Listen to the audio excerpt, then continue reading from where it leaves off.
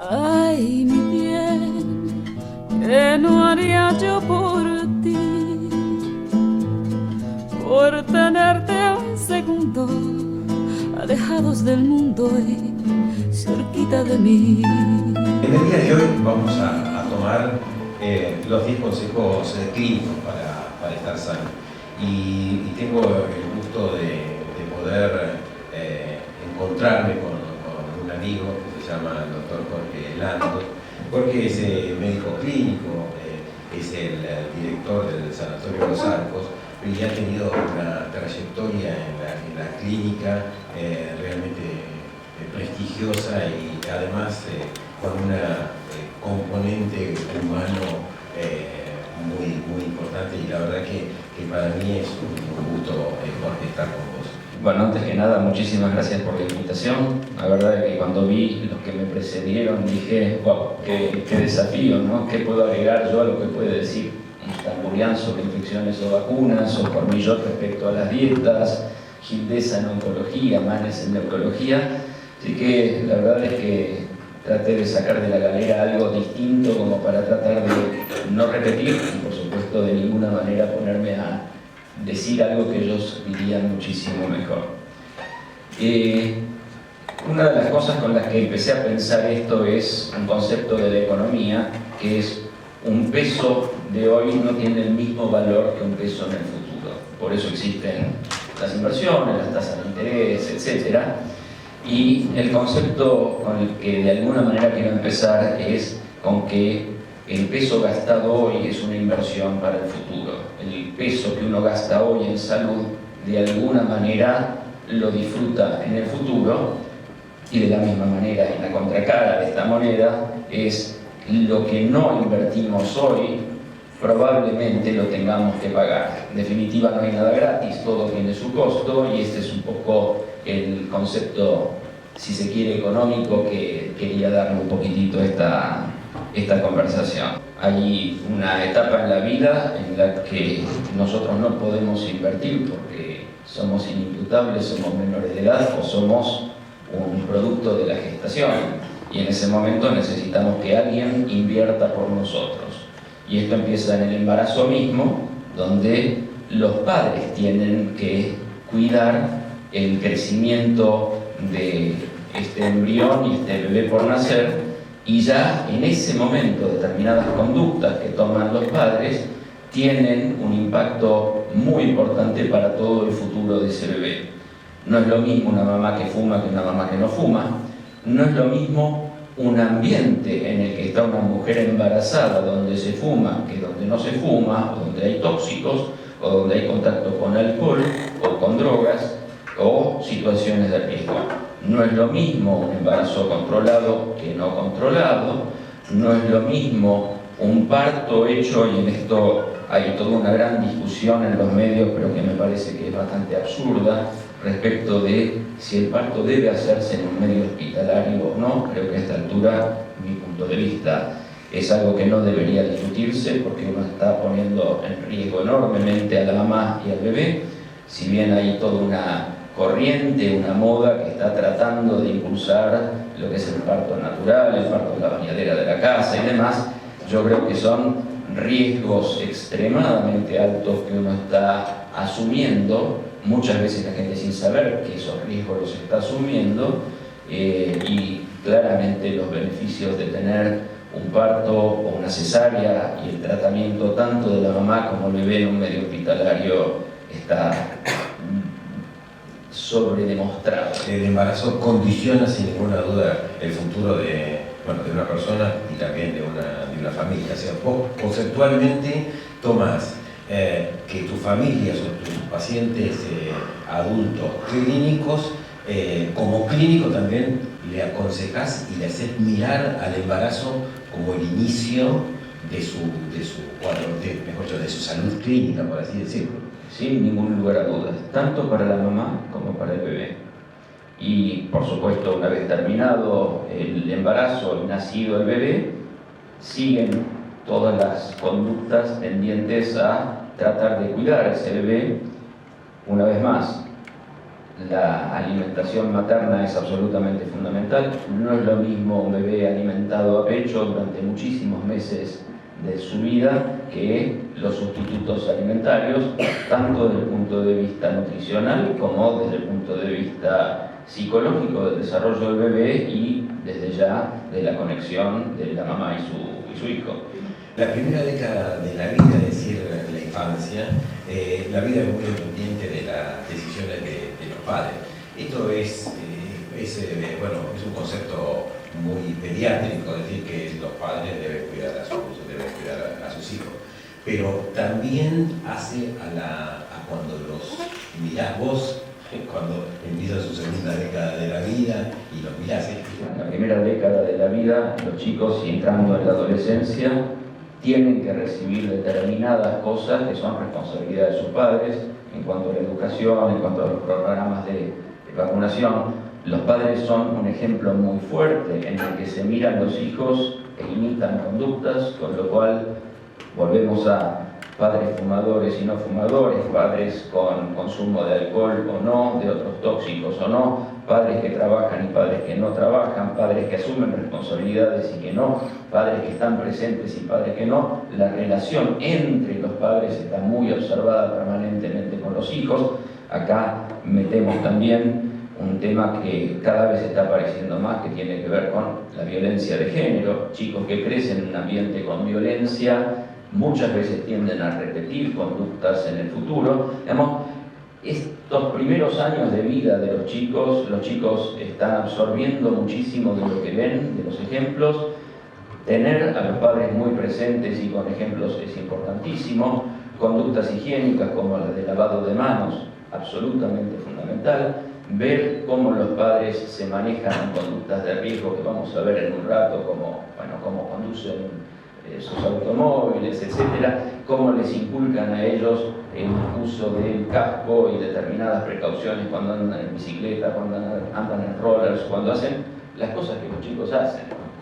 Al transcurrir estos consejos, es bien claro que vos marcás esta cuestión de que cuando llegan a la adultez tienen que haber pasado por mucho tiempo de cuidado.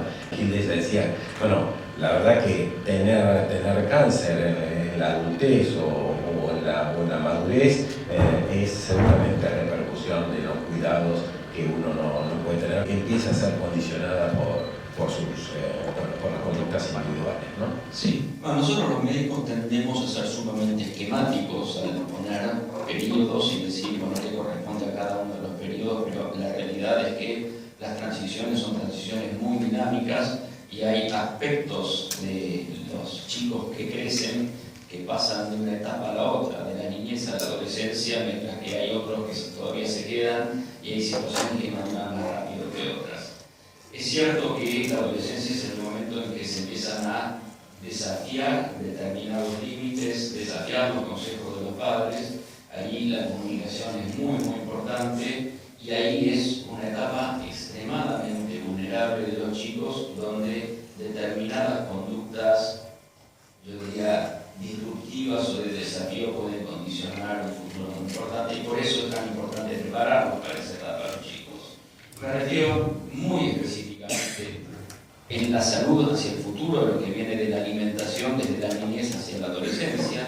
Muchos de los chicos que llegan a la adolescencia siendo obesos siguen siendo obesos en el futuro y condicionan muchas veces otros factores de riesgo como hipertensión arterial, diabetes y problemas articulares.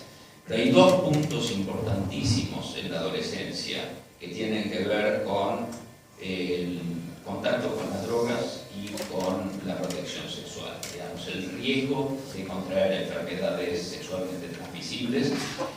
Estas dos cosas son dos cosas en las que uno tiene que detenerse muchísimo, porque de esto sí va a depender muchísimo el futuro de estos chicos, y entendamos que el futuro de estos chicos es el futuro de nuestra sociedad, digamos. No pensemos en los chicos aisladamente, sino que pensemos que esto es también una transición hacia que la sociedad se va a tener que hacer cargo del futuro de estos chicos, y estos chicos además serán quienes tomarán decisiones cuando nosotros seamos viejos y ya no las tomemos, ¿no? Ahora empezamos la parte de la clínica de adultos y parece absolutamente imprescindible hablar de los accidentes. Estadísticas de 2014 murieron arriba de 7.600 personas por accidentes de tránsito en la Argentina.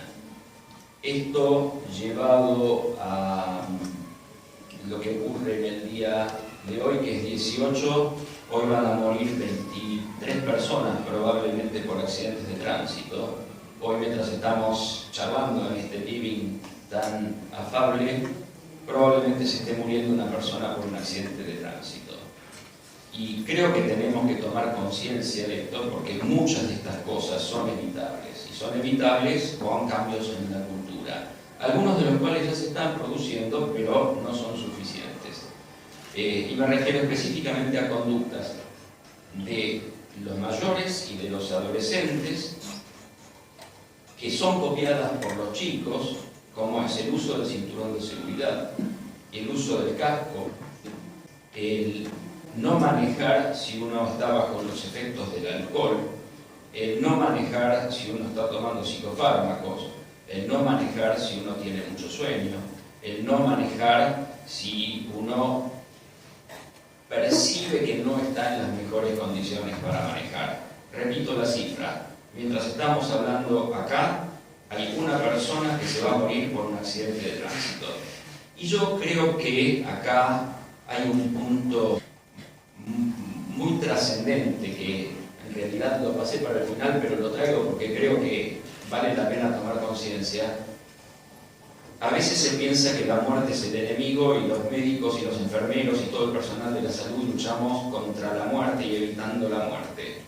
Y la realidad es que hay infiernos peores que la muerte, que tienen que ver con el sufrimiento, la discapacidad, la pérdida de autonomía. Nosotros estamos hablando de la gente que muere en los accidentes de tránsito, no estamos hablando de los que sobreviven a estas situaciones que son cada vez más por lo sofisticadas que son las terapias intensivas que tenemos hoy en día, donde prácticamente uno podría decir está prohibido morirse.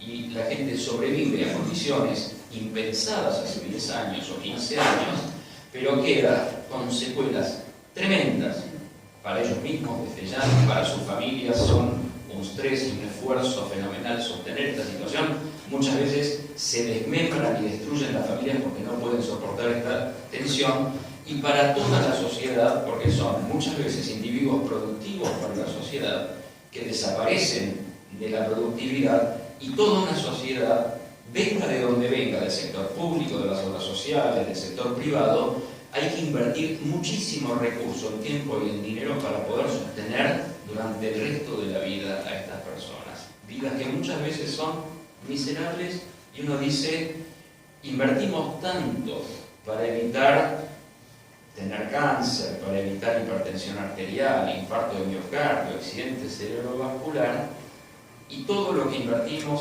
en un instante desaparece porque un accidente truncó de alguna manera la calidad de vida de esa persona.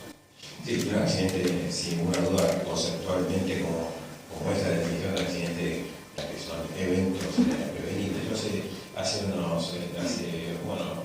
muy pocos años, iba por la Panamericana y había un accidente en el cual había fallecido el conductor. El conductor estaba en Panamericana, había fallecido porque pegó su cabeza contra el asfalto por no usar el cinturón de seguridad, y estaba abierta la puerta de atrás y había un niño de 7 u 8 años mirándose mal.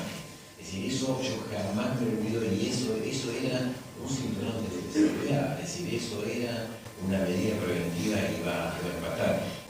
La segunda década de la vida, tercera década de la vida, que yo digo, somos absolutamente invulnerables, seguramente algunos un poquito más soberbios, menos soberbios, sobre todo cuando lo vemos de grande para hacia atrás, pero no se consulta. La salud hace que no se consulta. Esto es así. Vos tenés pacientes de 20, 30 años o no se necesita consultar. Es que cuando nos sentimos bien y a los 20, 30 años sentimos que somos Superman y nada nos puede pasar. De hecho, esto hace que muchas veces asumamos conductas de riesgo y no somos conscientes del riesgo que estamos asumiendo. Pero bueno, quien pudiera estar en ese momento, es necesario. Sí, totalmente. De hecho, bueno, creo que ahí es donde se ve muchísimo más esto de el peso invertido hoy tiene un distinto valor en el futuro, digamos. Hay enemigos que en esas edades ya empiezan a acechar fuertemente, que tienen que ver con la sal, los lípidos, las grasas, colesterol, los triglicéridos, la hipertensión arterial, que hay un porcentaje muy importante de gente que a partir de los 30 es hipertensa, pero como no se toma la presión arterial no se entera, las hiperglucemias, los diabéticos que empiezan a estar diabéticos a los 20, a los 30, a los 35 y no se enteran nunca que son diabéticos, y esto va agradando permanentemente sus arterias. El sedentarismo son edades en las que uno muchas veces le genera muchísimo más libido toda la cosa del desarrollo laboral, y entonces se mete en una carrera frenética, sobre todo en las corporaciones que son trituradoras, donde a la gente les mete agendas cada vez más complicadas que no les deja tiempo por los viajes, por las reuniones, por los compromisos, por los deadlines para entregar sus informes y sus trabajos, no les deja tiempo como para hacer actividad física, y uno invierte, entre comillas, en esa etapa de la vida muchísimo sin hacerse controles, y ahí es donde, bueno, después las consecuencias se pagan a futuro. Nuestras conductas en la edad adulta condicionan parte del futuro del cerebro, del corazón y otros órganos de nuestra economía. Bueno, esquemáticamente, todos estos órganos están irrigados por arterias, con lo cual de ellas depende, son las autopistas por donde les llegan los nutrientes, el oxígeno y demás. Nosotros tenemos dos hemicerebros, el cerebro derecho y el cerebro izquierdo. Uno podría también muy esquemáticamente decir, los dos están totalmente separados, los une únicamente una cosa que se llama cuerpo calloso y sistema límbico. El cerebro derecho tiene muchísimo que ver con lo que es el placer y la satisfacción inmediata. Entonces, si hay algo dulce, muy rico, el cerebro derecho dice más sí, lo como. Si hay algo frito y recontrasalado también, si esto tiene un buen vaso de Malbec, dice ¿por qué no? Y si me puedo fumar un cigarrillo que me da tanto placer, todo eso lo comanda el cerebro derecho, no sur, por supuesto. El cerebro izquierdo es el que tiene contacto con la historia pasada, el presente y la relación con el futuro. Y ahí, entre el límbico y el cuerpo calloso, una especie de tensión permanente donde tiende a ganar la satisfacción inmediata. Digamos, tenemos una enorme tendencia a postergar para el futuro aquellas cosas que no son muy satisfactorias y disfrutar en este momento aquellas cosas satisfactorias. Pero la realidad es que tenemos que pagar más tarde si nuestro cerebro derecho nos domina demasiado, estamos gordos, estamos diabéticos, estamos hipertensos, y bueno, las arterias de los riñones sufren, estamos diabéticos, el cerebro también empieza a tapar alguna de las arterias y hacer, si uno hace cualquier resonancia en un paciente de más de 50 años, se encuentra lo que llaman las áreas de leucoariosis. Estos son pequeños impactos de zonas silentes donde la circulación dejó de funcionar. Y cuando empiezan a sumarse todas estas zonas, y bueno, en algún momento empiezan a generar algo que se empieza a notar en el desarrollo, bueno, la evolución cognitiva, y por supuesto cuando esto afecta un área motora importante, esto ya tiene una traducción muchísimo más clínica, que son los accidentes cerebrovasculares. Pero quiero decir, creo que tenemos que tomar conciencia de esta lucha entre nuestros cerebros como para poder en algún momento hacer prevalecer el izquierdo, digamos, como método esquemático, como para decir, bueno, a ver, de esta torta que hay, pruebo un pedacito y de la botella de vino me tomo la copita, digamos, y de esa manera empezar a negociar entre los dos cerebros a ver de qué manera podemos hacerlo. El otro punto es, y acá sí me gustaría que tomemos un tiempo más específico, y a lo mejor si lo querés por décadas, que es el screening, cuándo vale la pena y cuándo no. En primer lugar, ¿cuándo vale la pena hacer screening? Y vale la pena hacer screening cuando se cumplen 3 condiciones. Primero, cuando la condición es suficientemente prevalente, es decir, cuando tengo la oportunidad de encontrar algo. Salir a buscar en poblaciones amplísimas cosas que ocurren 1 en 1.000.000 no tiene sentido, es lo que se llama buscar la aguja en un pajar. Con lo cual lo que tenemos que hacer es ver qué vale la pena encontrar. Y vale la pena encontrar aquellas cosas que son frecuentes. Punto 1. Punto 2.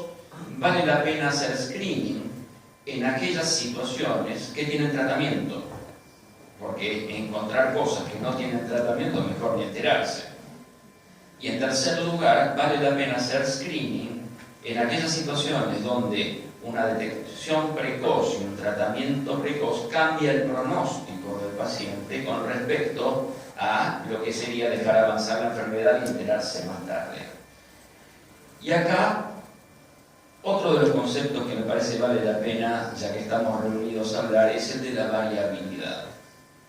Vos vas al médico a pedir screening y te pide determinadas cosas, y vas a otro médico y te pide otras cosas, y vas a otro y te dice, mira, no vale la pena. Y ahí es donde yo creo que los sistemas de salud tenemos la obligación de empezar a generar normativas y que esas normativas tengan un cumplimiento. Es decir, definir qué es lo que hay que hacer de screening en una mujer embarazada en el primer trimestre, en el segundo trimestre, en el tercer trimestre. ¿Por qué? Porque hay mujeres que llegan al final del embarazo sin un simple análisis de orina para ver si tienen bacteriuria asintomática, cosa que cambia la situación de la mamá y del bebé. Hay personas, mujeres entre los 50 y los 60 años, que no tienen mamografía. Y hay mujeres entre los 50 y 60 años que tienen 2 mamografías por año. Entonces, esto, digamos, todo lo que nosotros hacemos cuesta. Y lo que no hacemos también cuesta. Lo que tenemos que hacer es que todos reciban lo mismo. Y el problema que nosotros tenemos es que nosotros tenemos un sistema de salud sumamente fragmentado, donde hay gente que consume salud y cree que hacerse más análisis, más estudios es mejor, y la realidad de esto no es así, esto lo pone en riesgo, y gente que no está teniendo absolutamente ningún control. Es decir, los que tienen posibilidad consumen más que lo que necesitan, y los que necesitan, por barreras culturales, por barreras geográficas, por barreras sociales, por barreras económicas, no tienen acceso a lo mínimo necesario.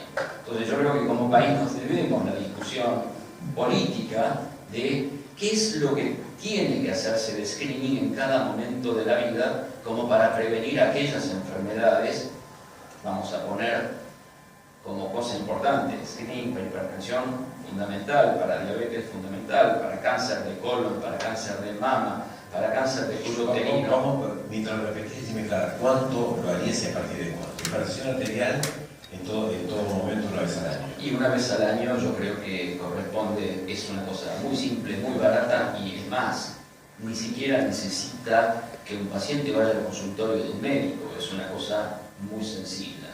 ¿Colonoscopía? Colonoscopía en poblaciones de riesgo, es decir, pacientes, personas que tienen antecedentes familiares de cáncer de colon, deberían hacerse una primera colonoscopía a partir de los 40 años. Los que no, a partir de los 50 años, con colonoscopía normal, la discusión es si entre 5 y 10 años en este momento.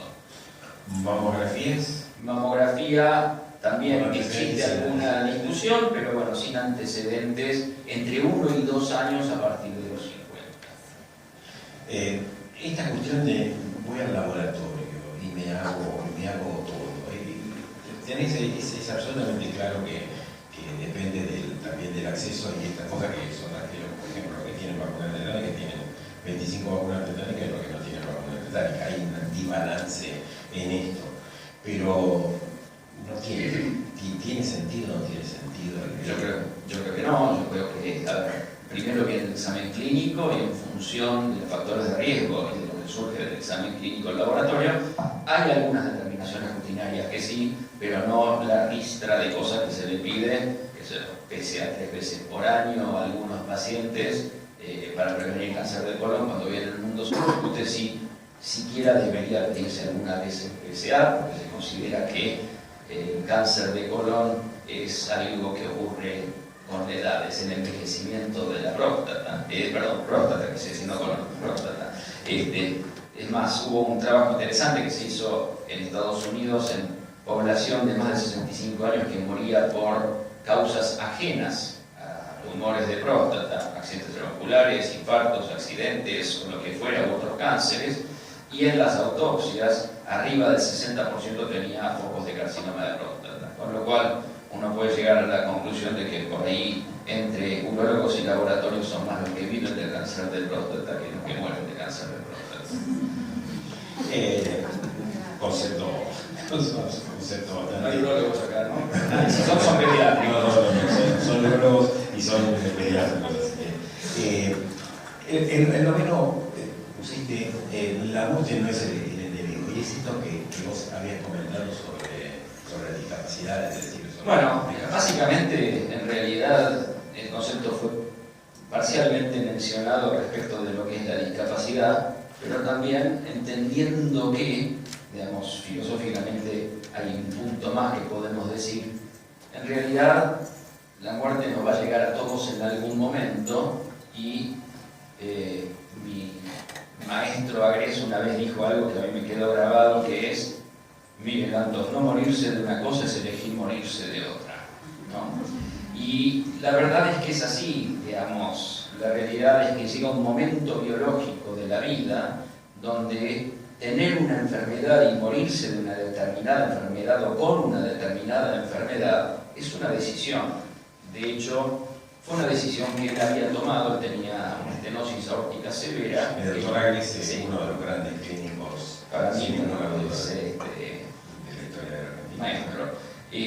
Y él tomó la decisión en un determinado momento de, bueno, que no quería someterse a una cirugía de valvuloplastia para su estenosis aórtica, porque consideraba que en el momento de la vida en la que él llegó era, digamos, razonable que esta fuera la causa de su muerte, y estaba en pleno uso de sus razones. La verdad que su cabeza fue brillante hasta el último segundo, ¿no?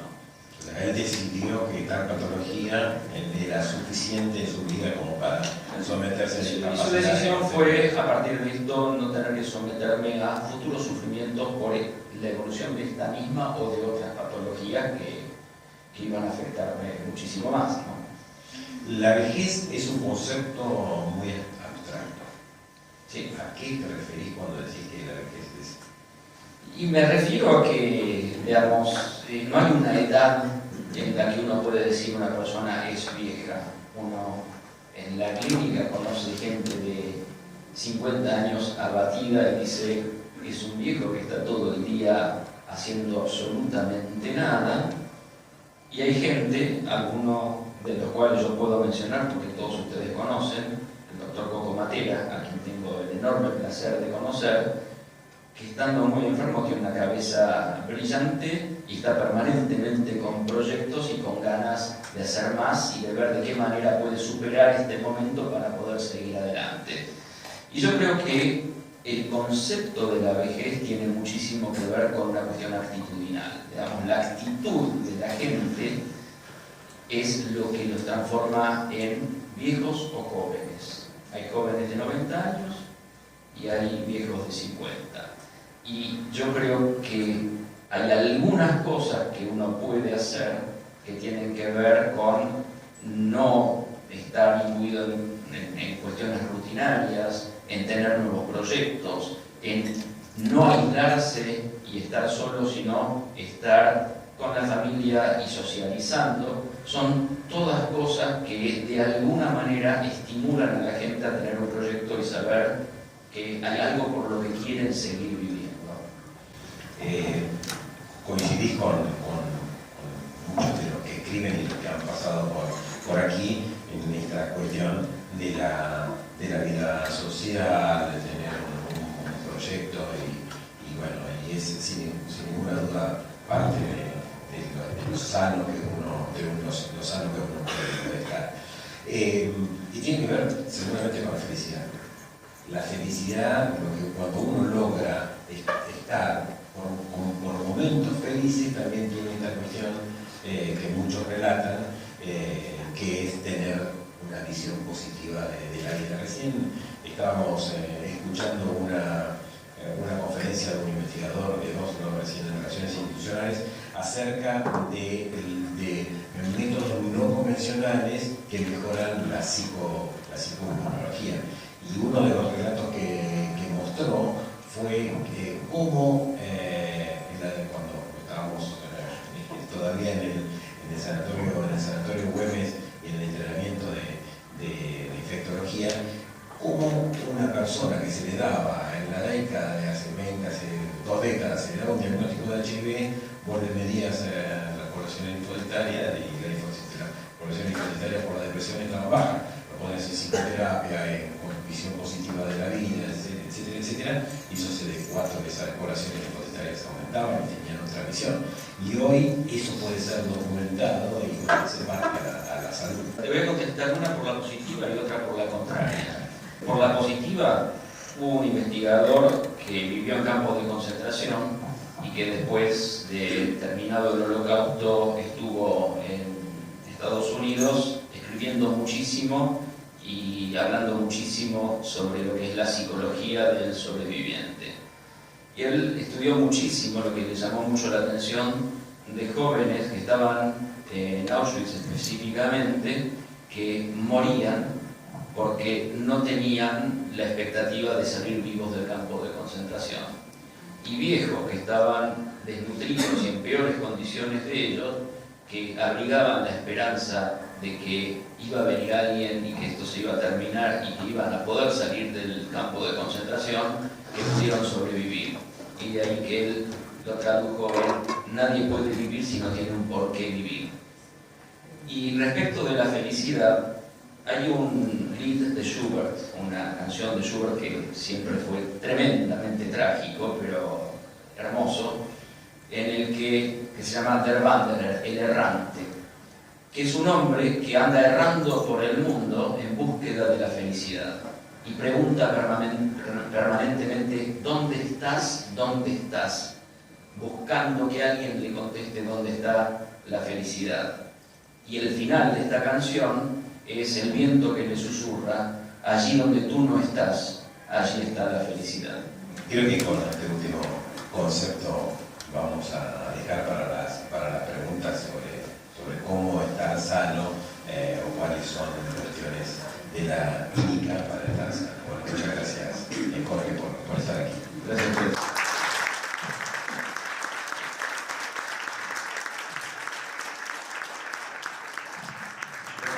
¿Qué quieran hacer?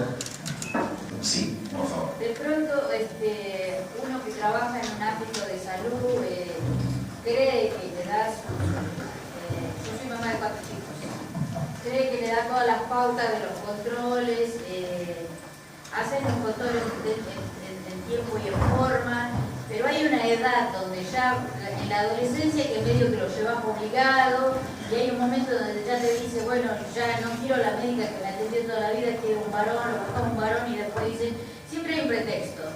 Es que aquí cuando tiene los 20 años, y sabes que se debe hacer algún control, y no se hace más nada, ¿qué hacer? Porque yo tengo 2 que no los puedo llevar más al médico. ¿Cómo se la transición? ¿Qué pasa en el clínico y cuando lo recibimos como clínico? Te contesto, no estoy eludiendo la pregunta, pero te contesto con 2 cosas más que me parece importante y que me hubiera gustado decir. Una respecto de los accidentes, que no lo mencioné, que es el uso del teléfono celular.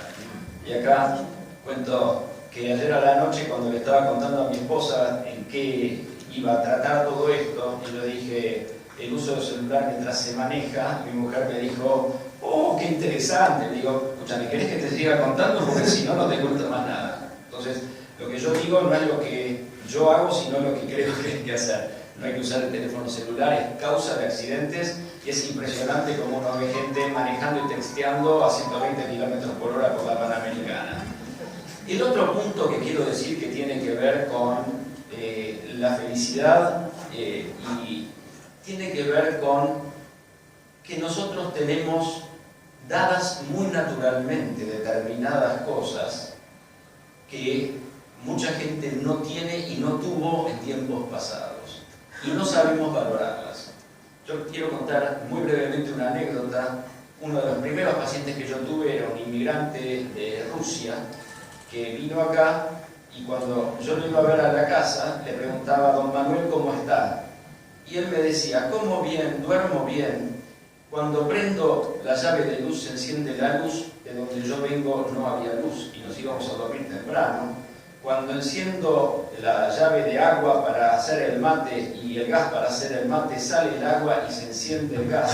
Yo no tenía agua, tenía que ir a buscar agua al arroyo y tenía que buscar leña para hacer el fuego. Es decir, nosotros muchas veces no valoramos cuánto más tenemos que lo que necesitamos. Y esto, digamos, perdón la digresión, no estoy evadiendo, aunque estoy tratando de procesar adentro cómo te contesto. Y la realidad es cierto, lo que yo creo que es importante es entender que uno tiene que tener la convicción de que esto es necesario y se tiene que hacer, que hay cosas que son no negociables y no permitirles a los chicos protestar desde que son muy chiquititos por determinadas cosas no negociables. Ahora, si vos le permitiste desde los 8 años, cuando te decía no quiero desayunar, va a ser muy difícil que a los 18 años diga ok, acepto ir a darme la vacuna o hacerme el control. Entonces, esto es toda una transición donde hay determinadas cosas que no se negocian. Y ahí tenés que poner la cara de perro y cruzar los dedos para que no te lo discuta. Pero la verdad que la solución mágica no la tengo. Claro. Esa etapa entre 20 y 30 justamente es la etapa donde yo sé que hay que la saben todas, vos no podés impedir como madre, pero llegado a las cuestiones después te das cuenta de que sí tendrían que haber hecho un poco más, porque después yendo a un control te das cuenta que hay cosas que se podrían haber evitado. Entonces habría que buscar, no sé, una estrategia, algo mágico para que tomen conciencia de que a pesar de que tienen la edad de oro, se pueden prevenir muchas cosas. Esa es otra consulta, pero la arreglamos afuera. Y además ese concepto de la edad de oro, sin ninguna duda. Sin ninguna duda. Exacto, la invulnerabilidad, sin ninguna duda, hace que. Y además son épocas donde uno está sano.